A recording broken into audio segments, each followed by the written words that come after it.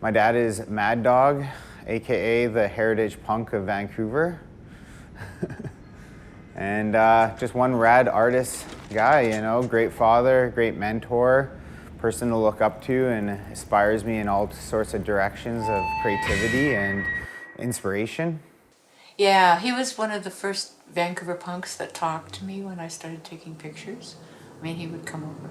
One time at the Commodore, I remember where it was, when I first, maybe the second show I saw him at, or the third show, he said, "What's your punk name?" And I thought about it for a bit, and I said, "Bev Davies," because I didn't want my photographs to have another name on them. I'm sorry, you know. I wanted my name on them.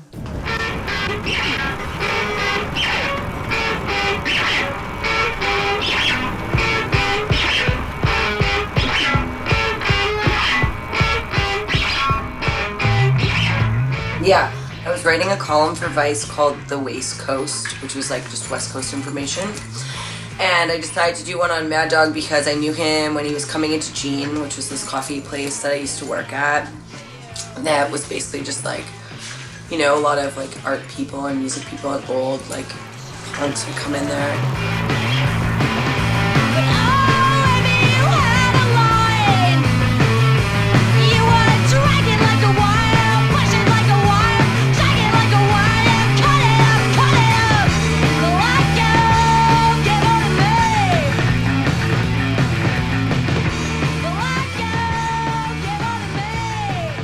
So I was giving him free coffees because I liked him, and then he'd bring me weird presents.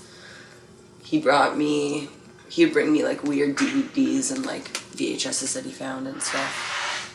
But I always liked him. I thought he was really funny.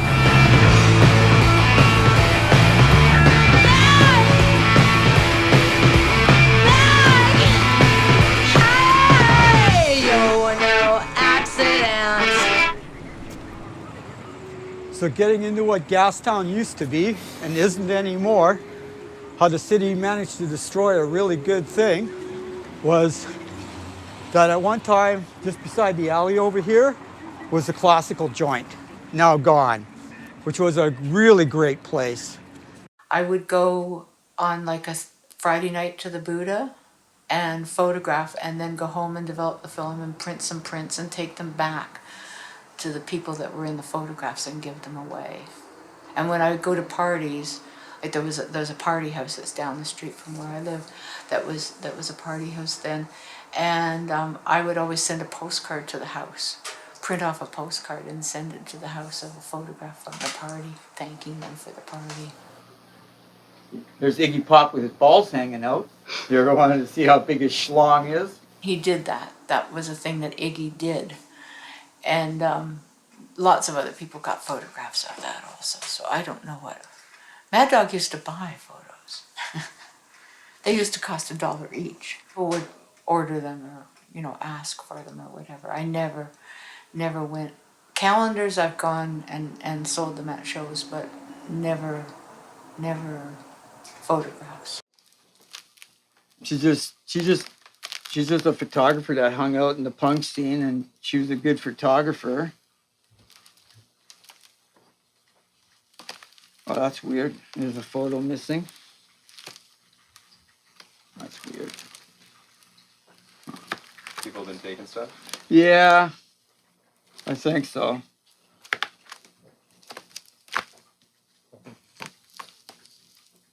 So you collect records? Oh no, there it is. There's Iggy Pop with his dick hanging out.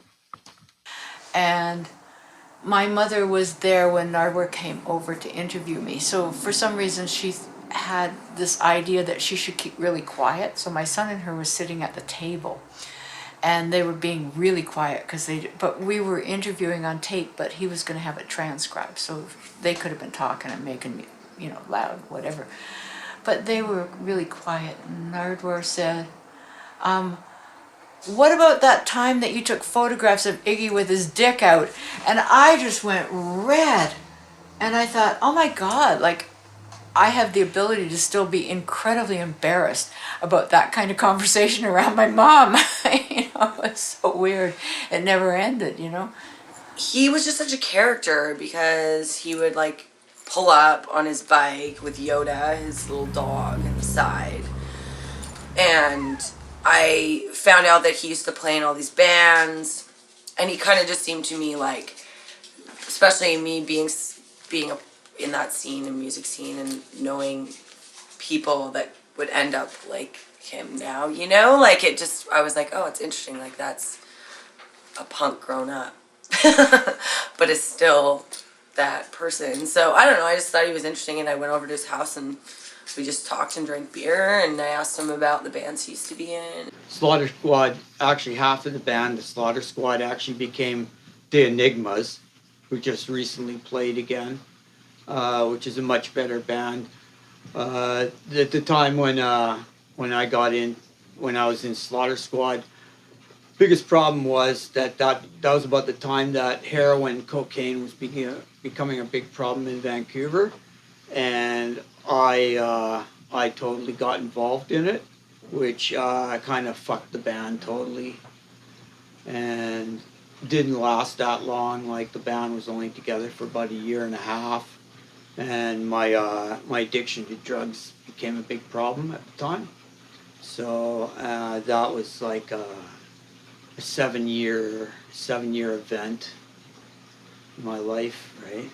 Well, Mad Dog kept asking me for the one where he'd cut his chest up at a Smiling Buddha show, which I arrived later after that. I think I was there that night, but after he had done that. And I had no photo. And I'm not sure whether I would have taken photographs. I probably would have. I didn't photograph violence, and I didn't photograph anything that might get people arrested. So the first time that I saw DOA play in '79 in December at UBC Sub Ballroom, the curtains were torn down. The huge velvet, very expensive curtains were ripped down. And I put my camera back in the case and didn't photograph because I thought, I'm not taking pictures for the police. I'm just not doing that. What, the scars? Yeah.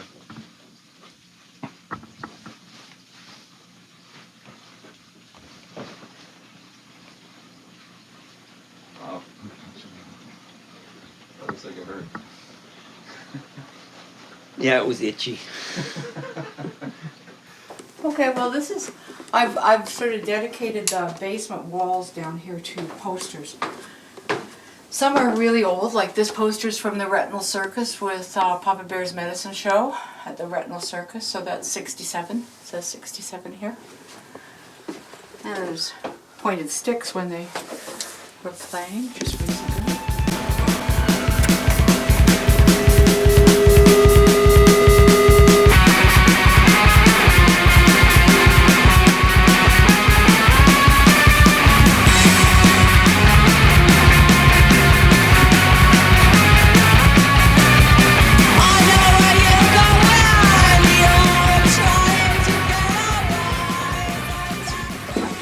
Ramones left somewhere. I caught that.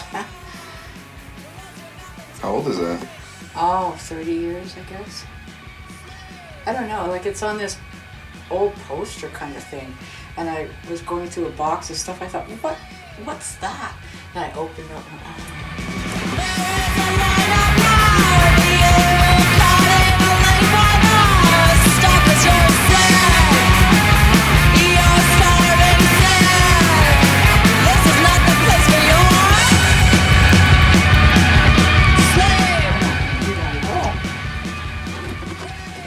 yeah, so it was a little bit of a thing to find stuff to hang them on, but anyway. This is Jim Cummings. Oh, we missed the Mad Dog one. Oh, It's at the bottom of the stairs in between the, see the little black dolly things?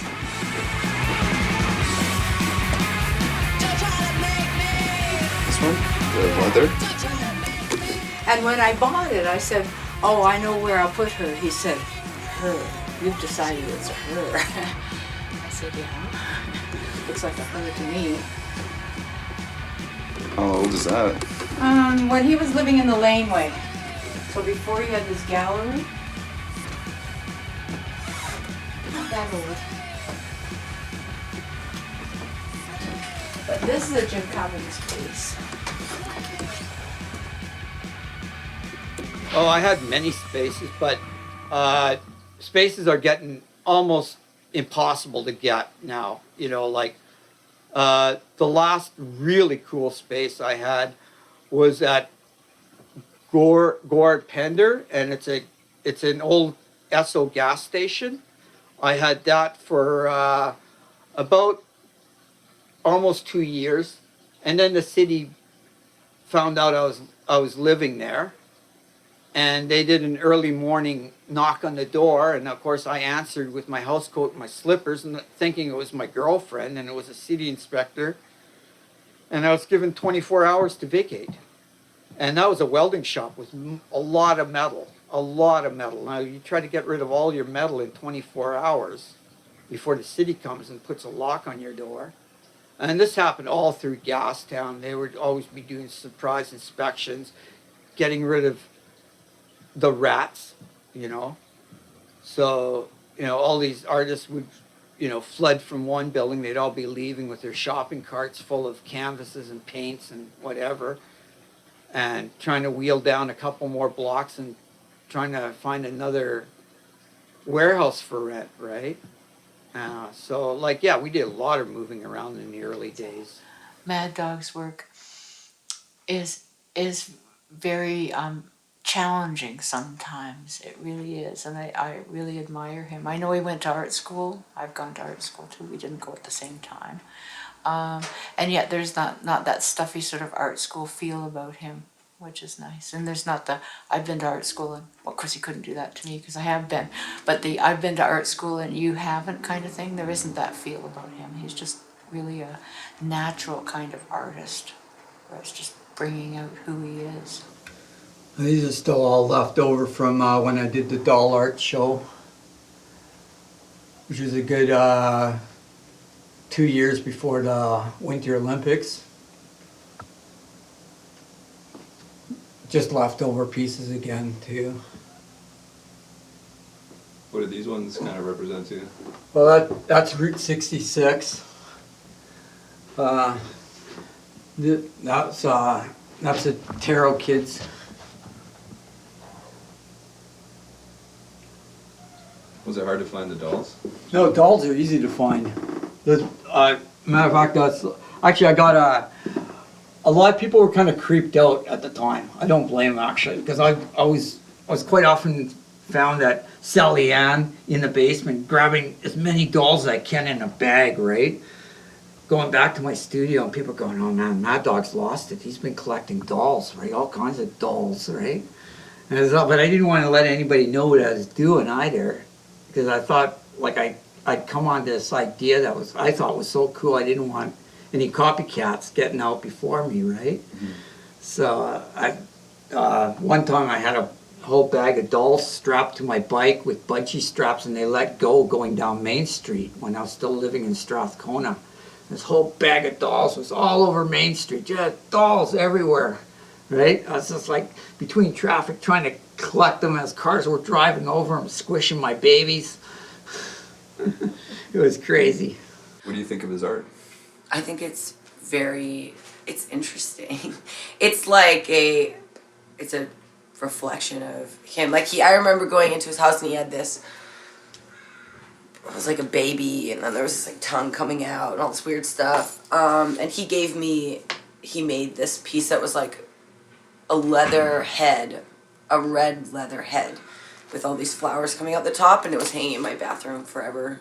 It was really funny. I like his art. I think it's like, as I said, it's like it makes sense to when you see him and you see his apartment and you think about like how he's always collecting things and, you know, turning trash into something that's not trash anymore. It took me 1 year to put the whole show together. Well, it took me a whole year to build the pieces at 8 hours per day with no days off, every day for 1 year. It was a really intense body of work I had to put together. The most intense body of work I ever had to put together. It was 26 pieces in all, and I managed to get the fall. that's where I was showing. So I was right across the street from the bay during the Winter Olympics. And the idea of the show is, if you look at the pieces, you'll see people shooting up. You'll see drunks being pickpocketed in their hotel rooms. You'll see hookers and drug dealers in the hallways and stuff like that in these pieces.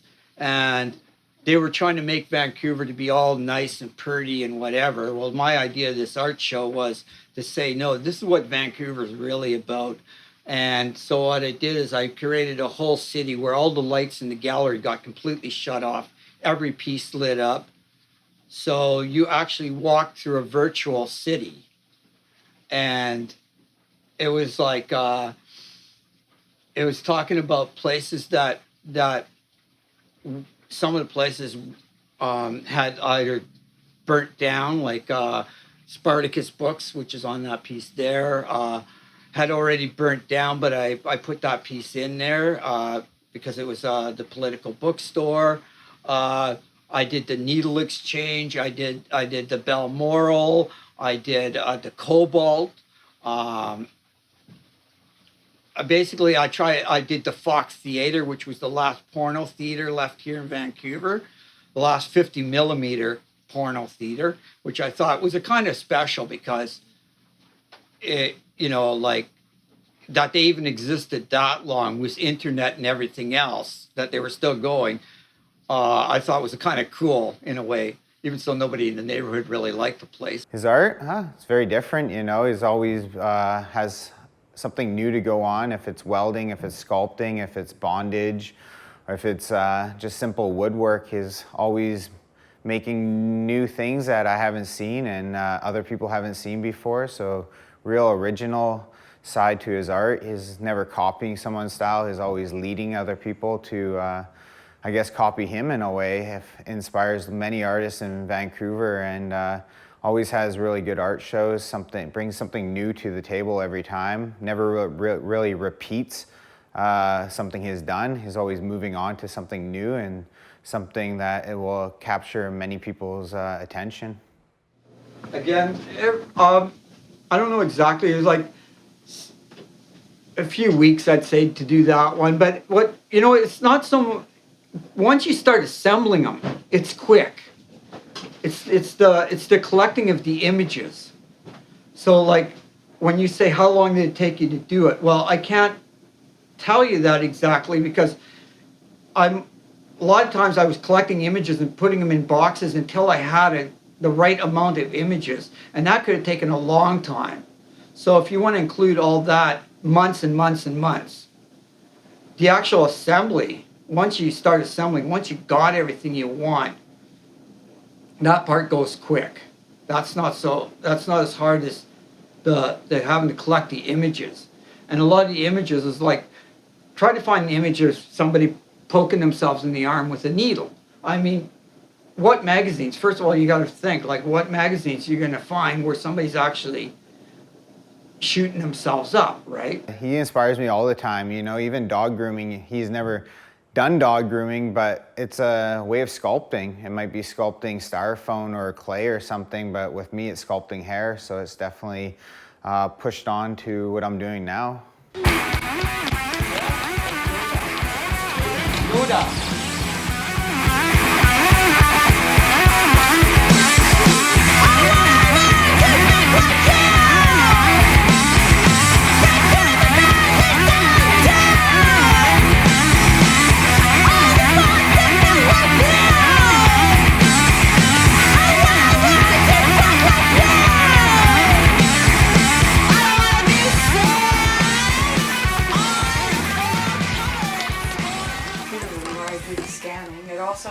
My parents' pottery, a bunch of it, and the deer's heads that my grandfather and my father shot. They're up here so as not to scare the bejesus out of people that just casually come into my house, because it's not to everybody's taste, but I grew up with them. Never again!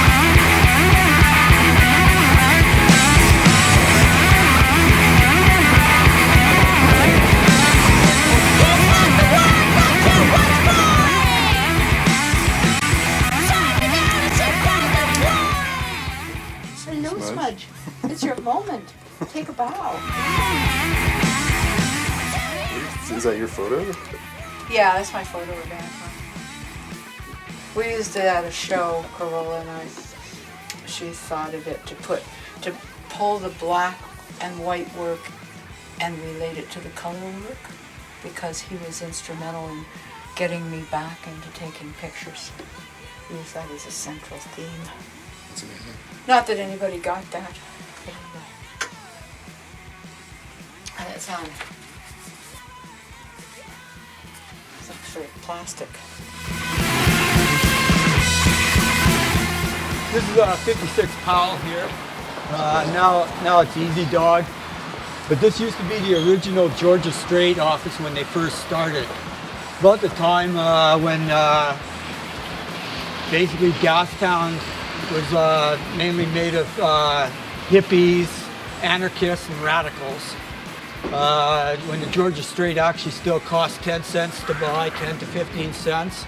It was a very political paper, had no ads, no get your dial for a date paper. Definitely, like, me and my dad are completely different people, and we have our own opinions, you know, from what he grew up in is definitely going to be a little sour or soreness in him, because what he used to see as an awesome neighborhood is no longer. But within my business, what I'm looking to thrive off of, and I see the, I guess, younger population around my age is really beneficiary to them, because the neighborhood is cleaner, it's safer, it brings more jobs and money to the neighborhood, and I think that is a great opportunity for a lot of people down here. And people get all bent out of shape about the way Vancouver is changing and all those kind of things, but to me, I'm like, that's just an evolution of a city. And as long as you have a core group of people in that town that care about preserving subculture, you'll be okay. It just changes where it is. You know what I mean? That's what I think. You know, 5440 never, I don't ever recall that they ever played the Smiling Buddha.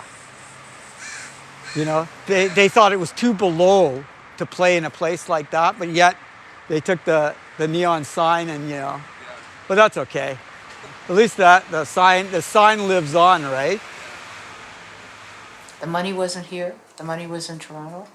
The money in Toronto destroyed the punk scene in Toronto. We were lucky it wasn't here. We were lucky the heads of record companies weren't here. Green Day. When I first heard Green Day, it was like, wow, they've heard the Pointed Sticks. You know, they've heard the music that comes from here. And I feel so privileged. Like, I have these photographs, but I also have a soundtrack of music that the whole world doesn't know. But there's a certain bunch, like Mad Dog knows it, you know, there's a soundtrack to our lives that is different because we were here when that happened. My dad is definitely unique and a person that can never be copied, you know. My dad is one of a kind, and he is in his own class in many ways. Like, he will never give into society. He'll always, I guess, rebel and be that outcast in a way, but there needs to be somebody like that, because that shows the difference in society and who we all are. And it doesn't mean you're somebody bad or you're somebody good. You're just somebody different, and that's important to have. Signing off. Don't adjust your channel, just adjust your mind.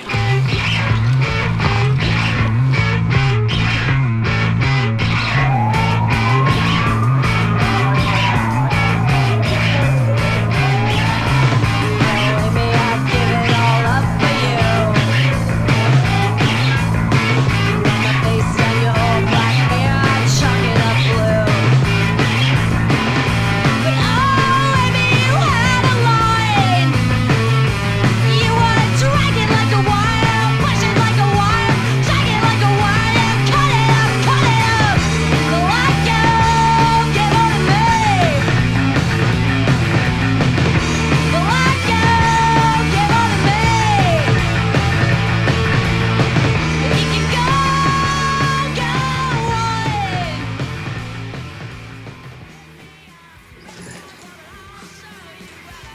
I gave myself this finger tattoo when I was in New York and I was all wasted, and it's like so fucked. Like, it's gonna fall out of my finger. It looks so bad. Let's see. See? Isn't that gross? I screwed up. Does that hurt? No, it's just gross. Like, I just want it to fall out so that I can get someone to go over it. I messed up.